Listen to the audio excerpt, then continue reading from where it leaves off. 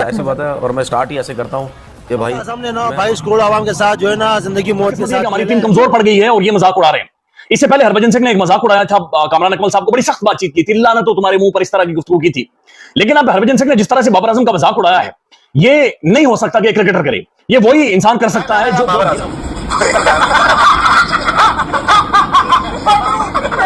तो भाई हरभजन जैसा बेवकूफ क्रिकेटर मैंने आज तक नहीं देखा।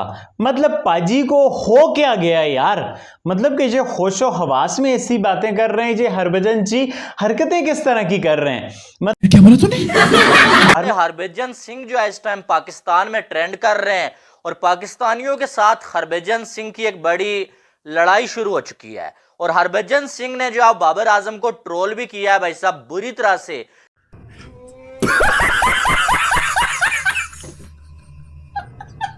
पाकिस्तान के एक जर्नलिस्ट फरीद हैं, उन्होंने एक छोटा सा स्टेटस लगाया जब शाहिद खान अफरीदी ने, शायद पाकिस्तान में मैच था, जब हरभजन सिंह को एक ओवर में 4 छक्के लगाए और उस मैच की स्क्रीनशॉट लगा के उन्होंने बोला कि शायद ये मसला है सिक्योरिटी का, इसलिए हरभजन सिंह कह रहे हैं कि भारतीय टीम को पाकिस्तान नहीं आना चाहिए। मैं मफहूम बता रहा हूँ, ये था। उस पर हरभजन सिंह ने तस्वीर लगा दी जो 2009 में श्रीलंकन टीम पर लाहौर लिबर्टी में हमला हुआ था, और एक हेरल्ड की एक स्टोरी लगा दी जिसमें मतलब दिखाया गया कि श्रीलंकन खिलाड़ी कुछ ज़ख्मी हुए और बला बला बला।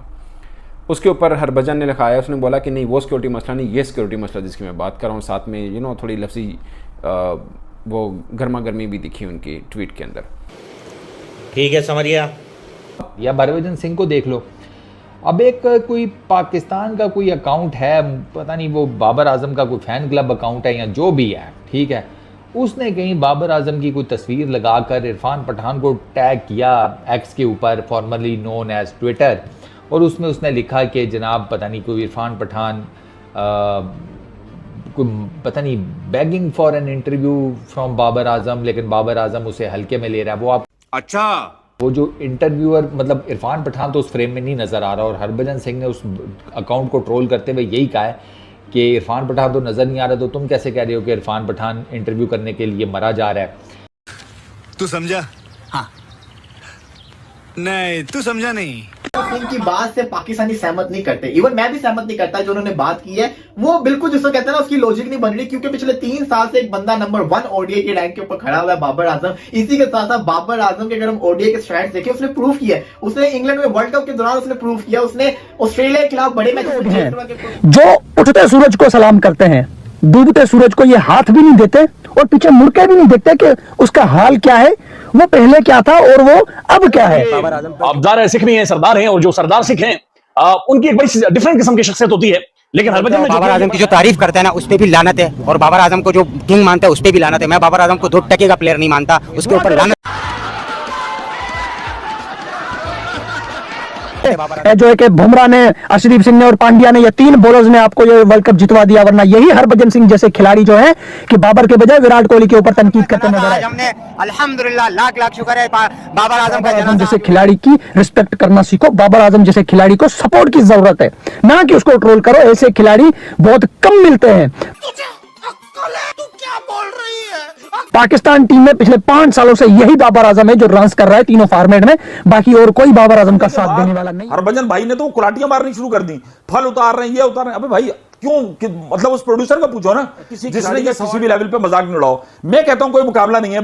किसने सवाल डाला कि ब्रायन लारा का बाबर आजम के साथ मुकाबला?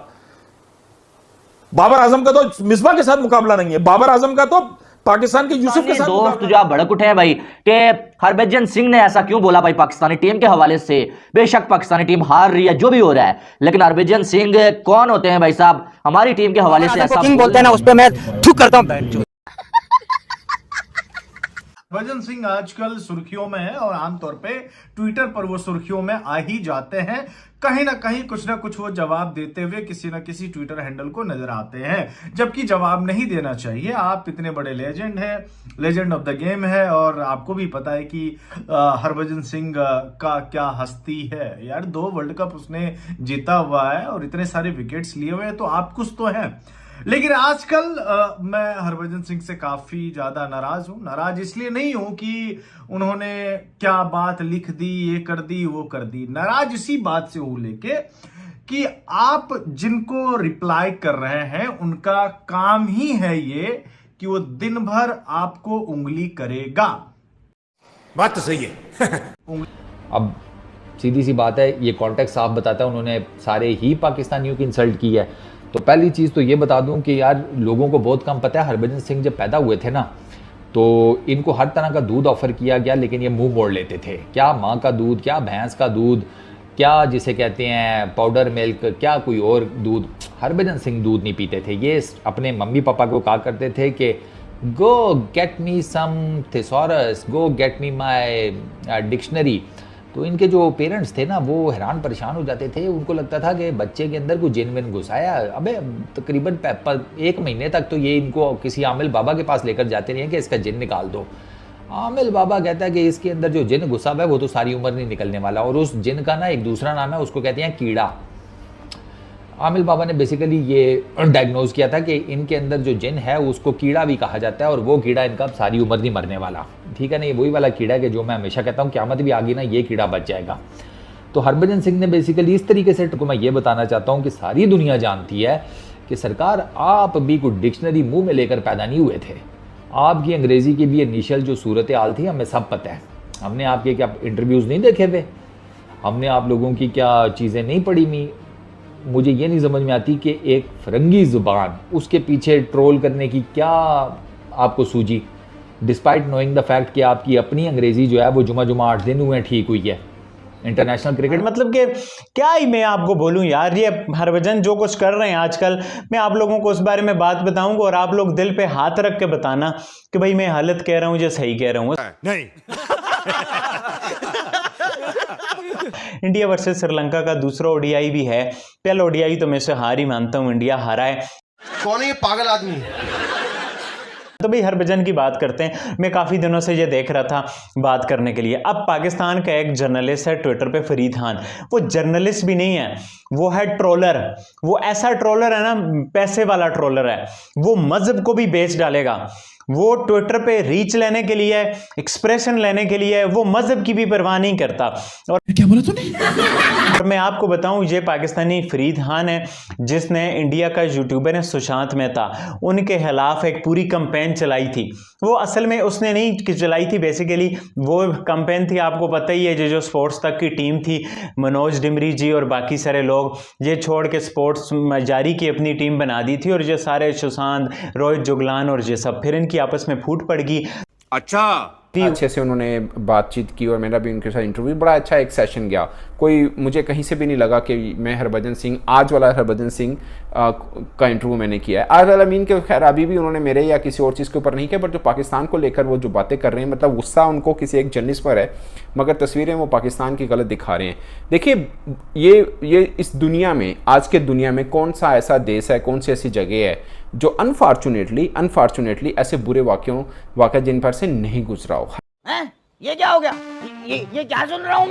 आपके कहने पे, मेरे कहने पर इंडियन टीम ने नहीं आना। इंडियन टीम ने आना है या नहीं आना, ये फैसला मोदी जी ने करना है, और जो उनका फैसला होगा इंडियन टीम मानेगी। इसके ऊपर मैं जितना मर्जी शोर में चालूँ, आप जितना मर्जी शोर में चालें, इसका कोई फर्क नहीं पड़ने वाला। मगर आपकी अपनी एक एक वैल्यू, अपना एक अपना स्ट्रेचर है। You are a cricketer. हाँ, वो टीम इंडिया के जिन्होंने वर्ल्ड कप जीते हुए हैं यार, ये छोटी चीज़ नहीं है। ये पूरी ज़िंदगियाँ गुजर जाती हैं क्रिकेटर्स की ये पाने के लिए। बड़े बड़े स्टार क्रिकेटर्स गुजरे हैं, मगर ये टैग उनके पास नहीं है। आप वर्ल्ड चैंपियन T20 के 2011 के, उसके बाद आप एक जर्नलिस्ट की बात पर रिएक्ट कर रहे हो।